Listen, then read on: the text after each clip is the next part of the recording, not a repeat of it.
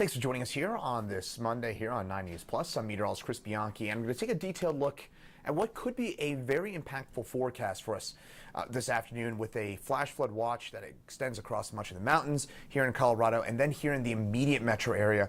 We have a flood watch that covers much of the west and south sides of the metro area, but Denver, there is a risk for flash flooding here in the city as well this afternoon. Start things off, though, by taking a look at that flood watch that covers, again, much of the state.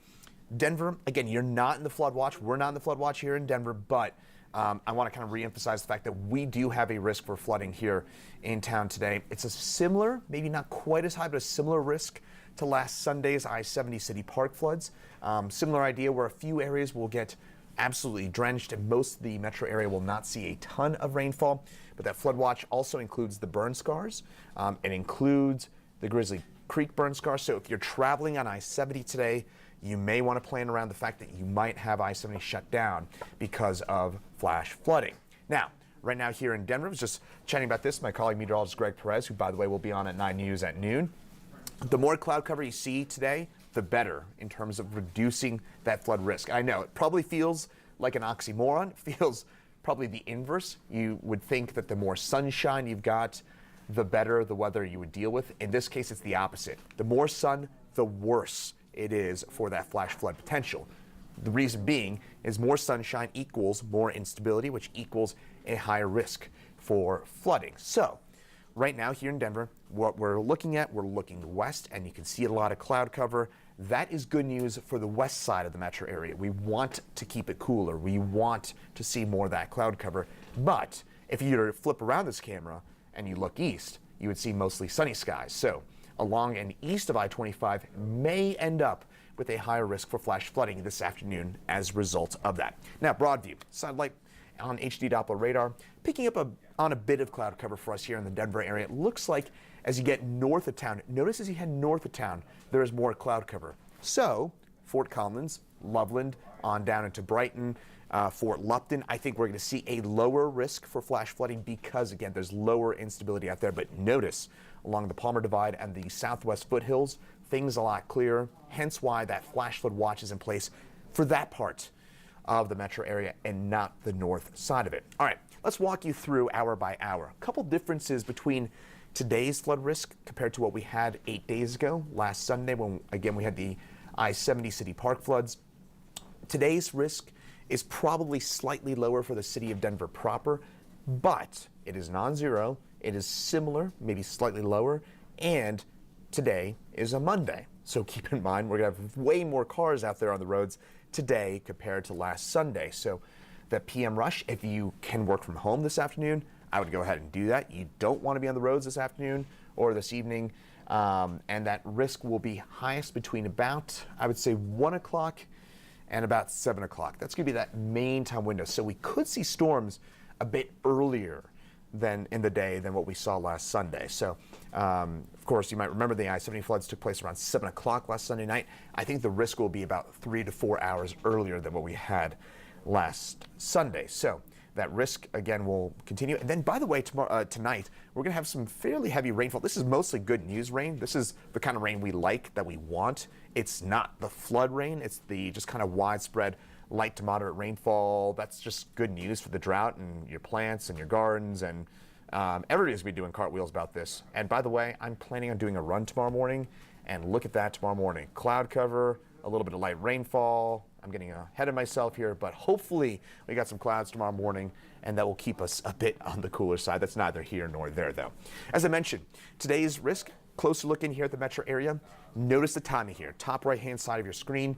It's about 1, 2 o'clock. We'll see those first showers and thunderstorms developing along the Palmer Divide and the west side of the metro area. Again, the earlier we get those clouds in here, the better news that is for the overall flood risk. So we want to see those clouds in a little bit earlier.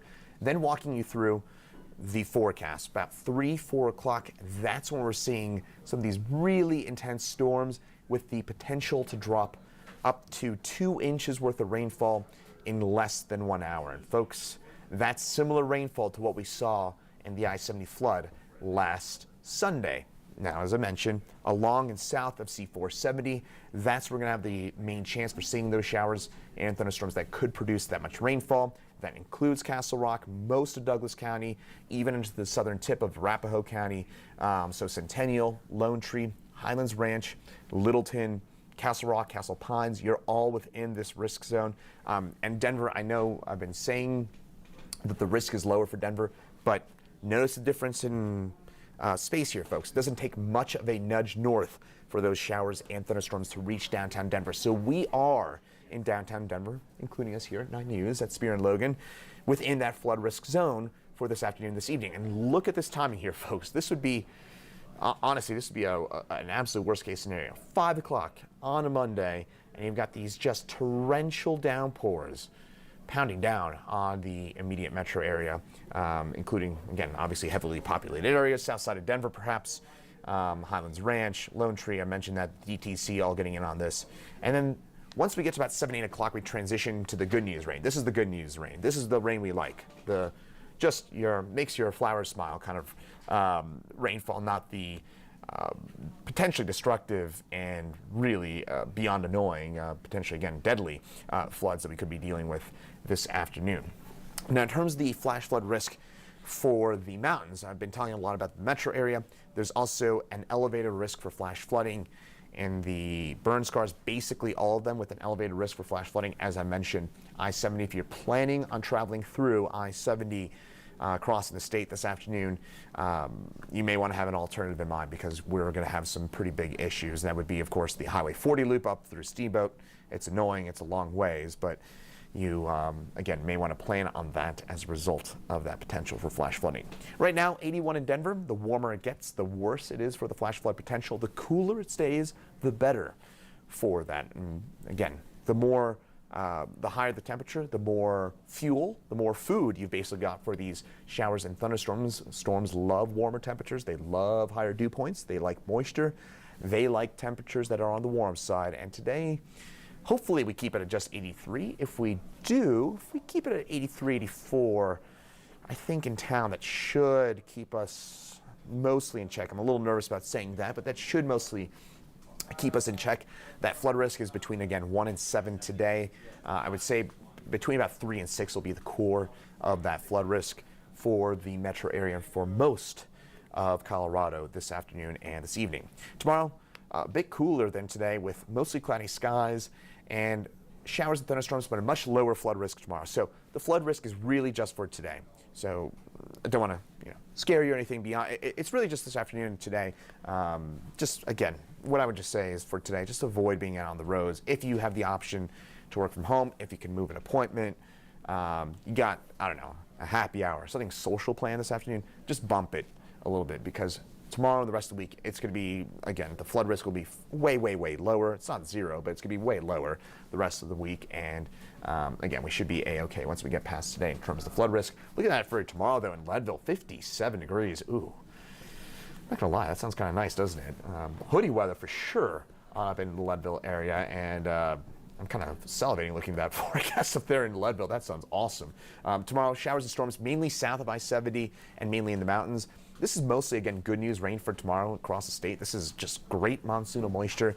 We do have some showers and some thunderstorms, but the severe weather risk is going to be pretty low, and the flood risk is going to be way lower tomorrow compared to today. So on behalf of all nerds in suits, all my fellow meteorologists out there, we are thrilled to see that rain for tomorrow. That is good news. So Mother Nature, if you're watching, this is the kind of rain we like. Now, rainfall forecast, I actually think this is slightly off here because that only goes through 11 a.m. For today. Let's skip ahead here to the 7-day forecast here because this is probably the more significant part of what I was trying to tell you here is that for tomorrow we do have a lot of cloud cover, showers and some thunderstorms, again, mainly south and west of town. I think in Denver we could get maybe 1 or 2 storms, but it's much drier tomorrow, and any storm that we do get, it won't have much of a flood risk. It won't have much of a severe weather risk. So it's really just today that we're dealing with the flood risk. So again, emphasize that.